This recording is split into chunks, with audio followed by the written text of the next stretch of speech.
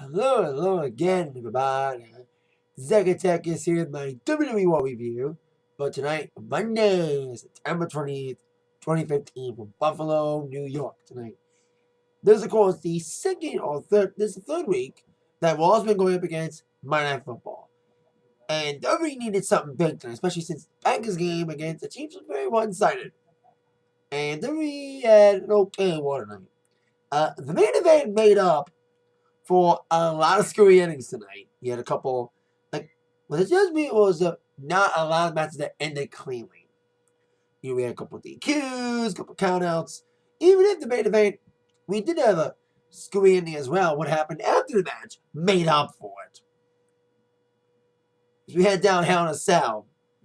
And of course, more importantly, a lot of spots tonight for the WWE Network special, live from MSG with Big Show and Brock Lesnar. Which I'm actually looking forward to that because I loved the Beast in the East special when they did a live show from Japan.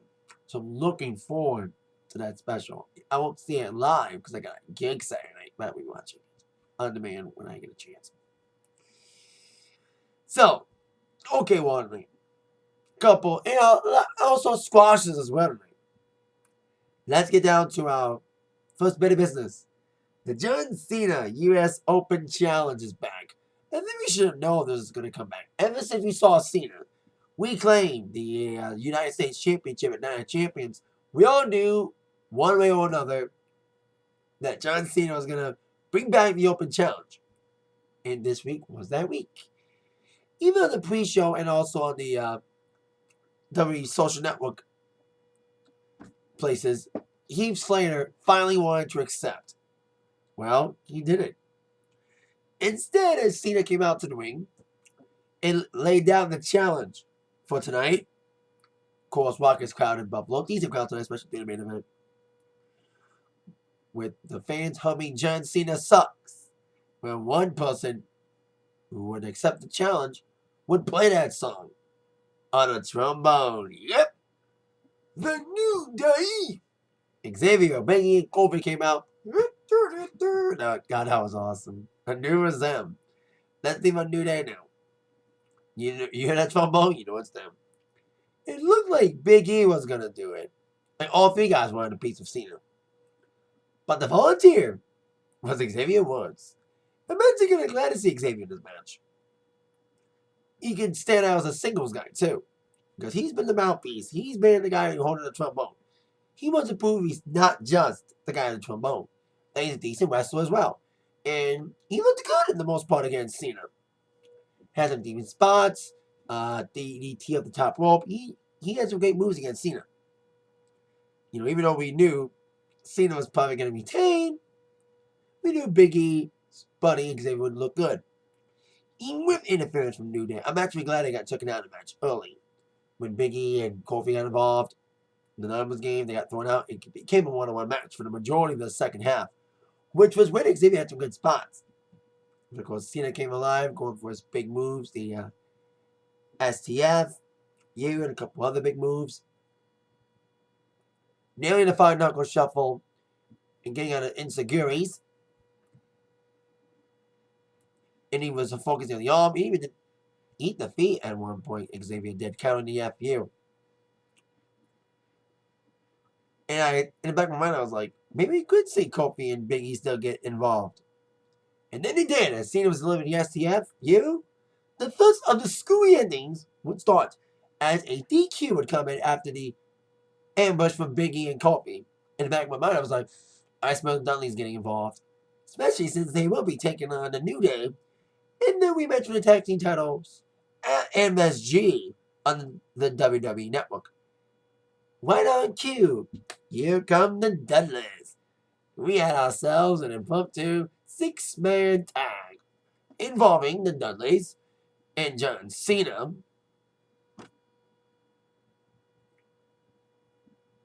Taking on the New Day, all three guys. Even if there was a 6-man tag, Xavier still had time to play the trombone during the matchup. After Cena and Dudleys have some offensive fury, especially Bubba and Devon early on, caused the New Day will use their numbers game to their advantage as they isolated Cena in the corner. And really triple team on him for the majority of the matchup after the early fury from Cena and the Dudleys. But after Cena got pummeled by all three members of the New Day, especially Xavier with the endless pointing of the trombone. I cannot get that over enough, but much I love the trombone being used for comedic purposes. So then, after Cena's isolation, he would get the hot tag, the Devon. As Hugh coming like a house of fire, taking out everybody with a big double neck breaker on Kingston. And Biggie trying to spear Devon, moving out of the way, setting up the tag to Bubba Ray for the Waya onto Kofi. And then they were ready to set up for the 3D. However, Xavier Woods got on the ropes and distracted the Dudleys long enough for Kofi to get back up, dropping Paradise in the 1-2-3 victory for the New Day, pinning the Dudleys, sending a message to them, getting ready for the tag team title defense this Saturday night on the WWE Network. Now on to the next scenario. We had an ongoing thing throughout the evening involving Cain, or should I say corporate Cain, and Seth Rollins. Apparently Seth Rollins got out of hell last week. There was not exactly an explanation of how Seth Rollins escaped being pulled under the ring last week to end Monday Night Raw. Kind of lazy booking from WWE, not explaining it. Just making us believe that, all that Rollins did was climb out of the ring. Because it was pulled under the ring. And he got out under it. Lazy booking, but not explaining it, guys. Inconsistency. That's the problem with WWE booking these days. Inconsistency. And that fucking proves it. So, and I said this last week, and I'll say it again. The pulling the old TNA, the pulling the Abyss, Joseph Park trick. Saying that corporate Cain don't know what Demon Cain is. He doesn't know that he's the same person. Split personality symptoms explained on the pre-show. Yeah, I watched the pre-show. I actually liked the chemistry between Scott Stanford and Corey Graves and Mr. David Otunga. I know it's like asking too much to watch a half-hour show right before another 3-hour Raw, but I actually like it. Gets you psyched for it. It's like watching a countdown show for Monday Night Football when you know it's going to be a 2-hour football game. Unless it's a blowout like tonight. So, you had this Ashley girl come in to give corporate Cain an evaluation because of an anonymous complaint. And that anonymous complaint term would have the initials SR. It's Rollins. I think we all knew it was Rollins. Because he knows that corporate Cain can't tell that he's Demon Cain. The whole split personality thing. So he had ongoing things, comedic things, with Cain giving Seth Rollins the head of his own statue that Sting crushed at a couple weeks ago during their feud. Too bad Sting's injured. Hopefully he gets better soon and gets better booking. Once again, inconsistencies. Obviously, Pastor Thing don't even come back at all after the inconsistent booking he's been under. He looked good until after WrestleMania, and he lost 2 matches in a row on pay-per-view. His only winner was on a wall. 6-man tag 2 weeks ago. Sad, really. So then later on, we would see the combination. Cain and Seth Rollins bringing away with Ashley to give her report on Cain. Seth and Cain both have video evidence against the other. With Seth Rollins saying that Cain's a demon, he doesn't fucking know it because he's playing the split personality card. Or as he said, and Goldust said on Twitter, Cain's out of his mind. He's out of his mind. So the reporter, Ashley, did a research on Cain's condition, whether or not he's fit to be the director of operations. She came back with the results that yes, he's fit. He sounded alert. He is a perfect employee. And Seth Rollins is nothing more than an egomaniacal, narcissistic jackass, basically. And Rollins was like, well, if you're not going to fire Cain, if no one's going to take out Cain, I have to do it the hard way. Bang, he focused right for the broken ankle of Cain that got injured a couple months ago. Nailed it against the steps, and it goes the ultimate insult to injury. He put a chair on the ankle, smashed the chair onto the ankle, with Cain being called out. With steps like, Cain, you got a little boo-boo. I'm the man. Don't mess with me. Basically. In the back of my mind, I was like, he's going to be wheeled out as corporate Cain. But he may just sell that injury to bring out Demon Cain.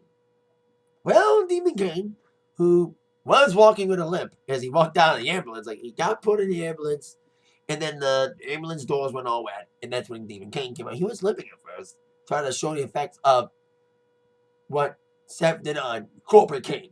But Demon Cain didn't feel it. Yeah, he limped, but he stomped on it, walked normally. Bang! Here comes Demon Cain to take out Seth Rollins. And even Rollins is trying to go for the leg again.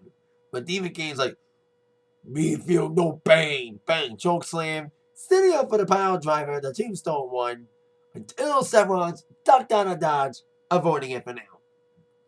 But he left his title behind, as Cain was corporate Cain's alter ego, his other personality, I would say. Demon Cain was standing tall as Rollins scurried, as Cain was holding the WWE Whatever Championship in his hands. He's got the belt in his hands. So there you go. Oh, this is kicking in. It's in between season, the changing seasons again. Now it's between summer and fall. The Aussies are going to act up again. On to our next affair. Big Show against Mark Henry. Big Show's trying to be motivated again and be non-complacent as he prepares for his match against Brock Lesnar. They've had some ups and downs. 10 years ago, the matches were great. Especially the match in SmackDown in 2003. Scripted or not, that was a great spot when they broke the ring. But in recent years, the match has been boring. I remember the match at Royal Rumble last year. It was horrid. Horrid. Because I think Big Show got injured or someone got injured. The match was shortened because of that, and it was stupid. So hopefully they have a better match this time, especially the way Big Show's been looking good against Lesnar. With Lesnar's big match coming up against Taker to end the go-to Hell Tour, ending up at Hell in a Cell. Or should I say, in it. For the second time in their careers that they would face off in Hell in a Cell with Lesnar winning that match the first time against Taker in 2002. They probably won't say that to make Taker look good, especially after his controversial win at SummerSlam, which started the third match. But for this match against Henry and Big Show, it was just okay. It was just typical squash show with Henry trying to power out Big Show, but then Big Show came flying back with his big moves. He body slammed Henry, choke slam, KO, 1, 2, 3, Big Show wins. Who cares? This is a little squasher. The first of plenty of squashing tonight. Now on to the next scenario. Miz TV with Becky and Charlotte. The CB of the PCB. Talking about how the P is being a B. Biatch. Or another P. A Bane. Now, none of y'all knew Paige was going to turn heel because she saw Charlotte get the popularity and get the championship while she got being taken down by losing to Sasha many times. But she was trying to kiss the man up ears. Charlotte tried calling out Paige during Miz TV. And this was a better Divas Miz TV than the last time the Divas were on Miz TV. Miz TV really fucked things up the last time they were on it. It did them no favors. The last Miz TV. This one, not too bad in comparison to the last time they were on there, like I said. So Charlotte wanted an explanation from Paige. More of an explanation than on SmackDown. But then instead of Paige, we have Bella Twins, Team Bella, coming out with Alicia Fox in tow. Now, from what I'm reading, they're aiming towards a triple threat match between Paige, Nikki, and Charlotte. It should be one-on-one between one of the two against Paige, against Charlotte, but they want to kill two birds with one stone. Especially, I said this last week, that Charlotte needs to end this feud with Nikki quickly. And please, WWE, for all your inconsistent booking and all your BS booking, please make it happen. Charlotte, Sasha for the Divas Championship. Make it happen, and they need to finally show the main roster what these two are fucking made of. They need to give them a shot.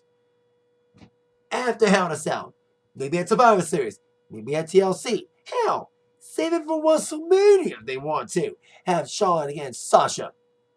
It's that big of a match that it should be a WrestleMania. It should be the main event. If they're going to give Bayley and Sasha the main event of a takeover, they need to one day give the Divas main event of Mania. Especially those who can garner it and who can really do the best with the opportunity they're given. And not Sasha and Charlotte. I've been applauding them for months and months now, but how their matches against each other in NXT were amazing. So WWE, once again, make it fucking happen. Today we have the whores of WWE to contend with. The Bella Twins. And then Paige came out. Same up, Nick, how's your two boyfriends doing? Because apparently she may have a side boyfriend with Dolph Ziggler's. See, for the Total Divas. I don't watch that shit. I don't watch Total Divas. It's like watching the Kardashians. But at least they're more talented. Well, the majority. Unlike some people in the Total Divas roster that should get fired. Beltrans, Eva Marie.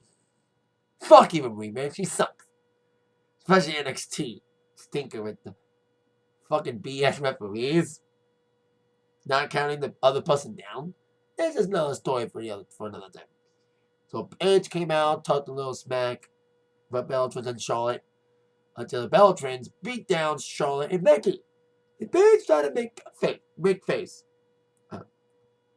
make amends, should I say. Do an about face. And teaming up with Paige and Charlotte and Becky as they were trying to put the differences aside. As they laid out the Beltrans in that brawl, leading up to a 6-team tag match involving Team PCB and Team Bella. But in the back of my mind, I have instinct because I've been watching wrestling so long that I can kind of predict things. I can smell things happening. Like, I was the one that called Seth Rollins cashing in at Money in the Bank. At WrestleMania, I called it since the Rumble. And in the back of my mind, once again, my instinct told me that with this Paige heel thing, I was like, why is she just going back to PCB so quickly after making that heel turn last week? Maybe she's going to play him. Maybe she's going to walk out doing the match. It didn't matter what was going to be the cause of the walkout. She was going to walk out doing the match. And that's exactly what happened. Till then, before then actually, PCB tried to make amends. And tried to do the best. But Team Bella was looking strong in the later half of the matchup. With the isolation of Becky Lynch in the corner.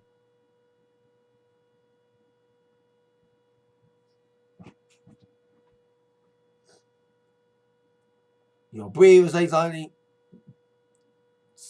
Charlotte's partner, Becky. I think it was tough to watch this because I was watching this in the back of the game before it got really one-sided. But then Becky Lynch got the opening and tagged in Charlotte. And of course, Paige was upset she wasn't tagged in. So then Charlotte came like a house of fire. With some great moves, coming in some big neck breakers.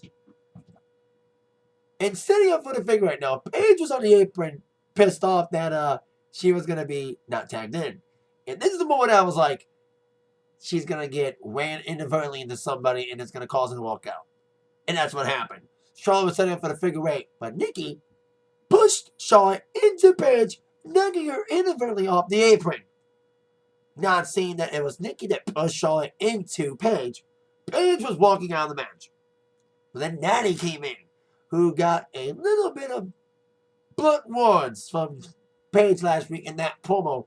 The new Diva Pipe Bomb, as many people are calling it, including McFoley. And Natty was going to try to help. But then Paige took her out with a vicious kick, setting off her kiss off completely. Making her kiss off complete, walked out, Charlotte looked in disbelief, and walked right into the back attack from Nikki Bella. And Nikki Bella 1, 2, 3 pins the Divas champion.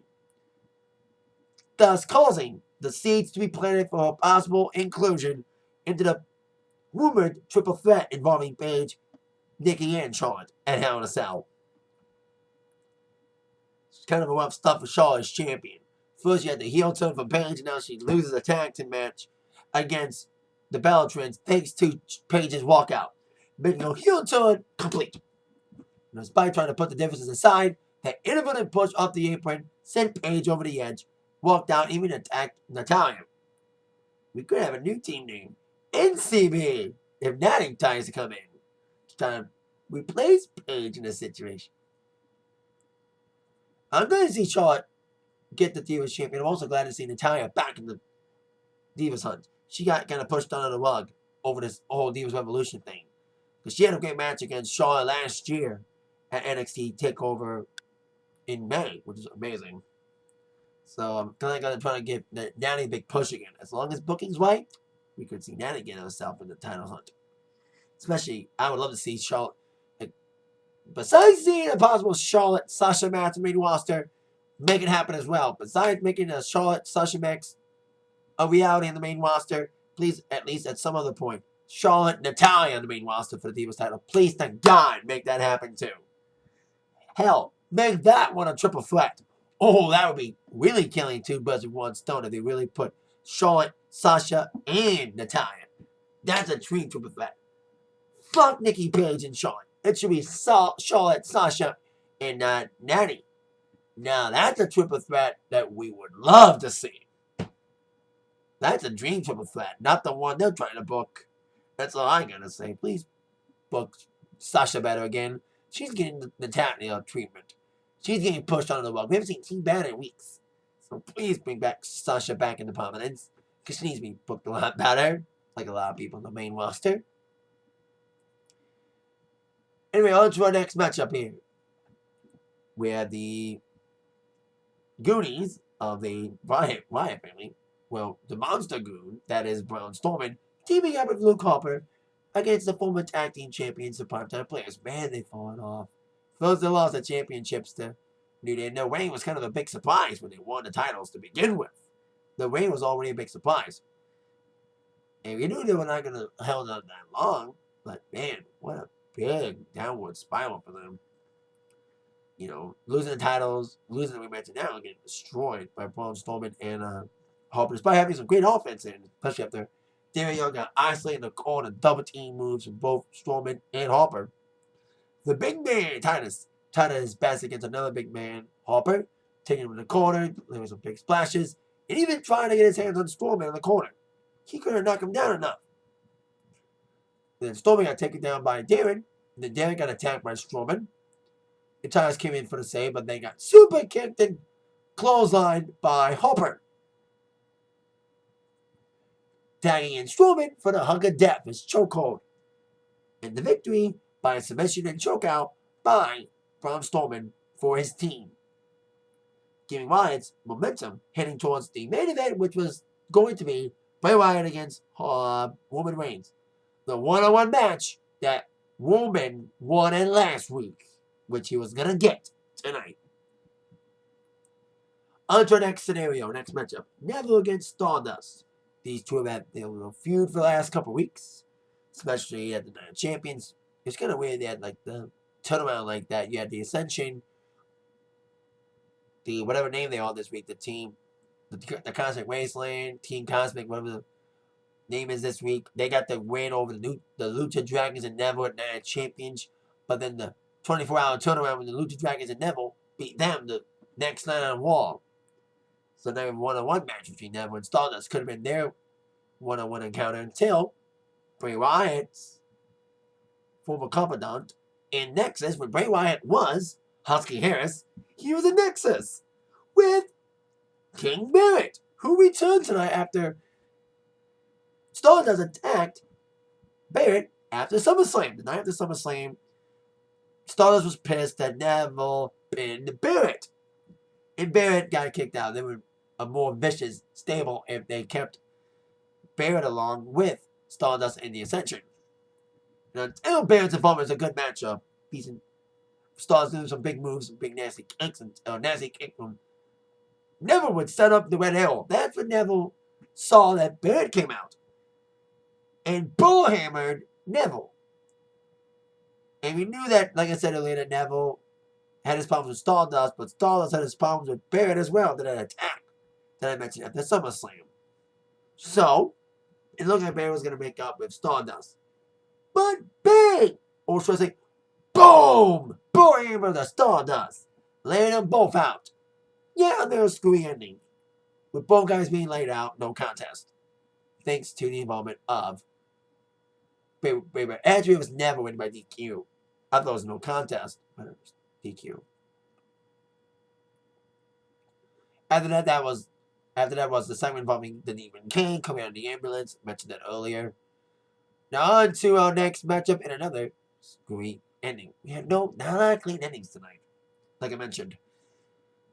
And the endless screwy endings continue with Rusev against the Intercontinental Champion Kevin Owens, with Ryback, the former champ, at ringside. He would be the catalyst for the ending of the matchup. It was weird seeing two heels face off against each other, for one thing. You know what I mean? It's kind of weird seeing two heels face off.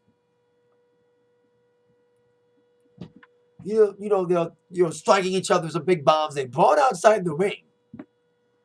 And then, as they were brawling, Owens would eventually throw Rusev into Ryback, who was at the announce table, like I mentioned, knocking Ryback off his chair. And then Ryback would come in attacking Rusev, and then a double beatdown would go on Rusev, and Owens double teaming on Ryback, causing the no contest. And of course, I smelled Ziggler coming out to make the rescue. That's exactly what happened. I thought we were going to have a bumpy tag match. Probably saving that for next week, involving Rusev and Owens against Ryback and Ziggler. So I know Ryback will get his rematch against Owens. Maybe at MSG, or more likely, Hell in a Cell. That match was before another squasher. Randy Orton against Bo Dallas, acknowledging the Buffalo Bills, kind of dissing them. Man, Bo Dallas needs a repackage, man. His gimmick's not getting over as much as he used to. He's getting go-away heat. You know what I mean? I like Bo Dallas, but it's just he's once again, inconsistent booking from the WWE. Bo tried to leave, but instead, after Orton would suplex Dallas on the barricade, getting the Hangman neck breaker up the middle rope to Bo Dallas before giving Dallas the RK-Bo. I was debating on what to call it, because Bo likes to put everything with the word Bo, like the Bulldog, and of course, Bo leave. I love using that voice for that. So I was like, should it be Bo KO or RK-Bo? So I went with RK-Bo. So we got RK-Bo out of nowhere. 1, 2, 3, Randy Orton gets a victory, giving him some momentum as well, as he's kind of in cahoots with Ambrose and Reigns. Then a little backstage confrontation with Ambrose not trusting anybody after what happened with Jericho at Night of Champions. Because Orton is the apex predator. He is the Viper. Or should I say a snake? The slithering snake. Vipers may not be as vicious as rattlesnakes. Or maybe just as vicious as rattlesnakes. Maybe more loyal. Maybe not. Then on to our next scenario. Paul Heyman came out to do what he does best. Promote a card that his advocate, his client, Brock Lesnar, is in. That is the purpose of a great promo. From a great promo man, Paul Heyman. Making people invested into an event. Making them buy tickets. Or in this case, subscriptions. As of course, this exclusive event is on the network involving Big Show and Lesnar at MSG on Saturday. As Heyman was doing another one of his shilling promos, which he does really well, Big Show would interrupt when Heyman called him incomplacent and not motivated, which he is right on that point. And Big Show admitted it, and he stood face to face with Heyman. And I was like, I don't think Lesnar's coming out, but it would be cool. But we didn't see no Lesnar. Instead, Big Show kind of flapped off at Heyman, and for the first time, rarely have we seen this, someone left Paul Heyman speechless. which is impossible. Because Heyman is one of the best talkers in the business when it comes to best manager talkers. And to have someone shut him up, it's an interesting anomaly, you know? So there you go.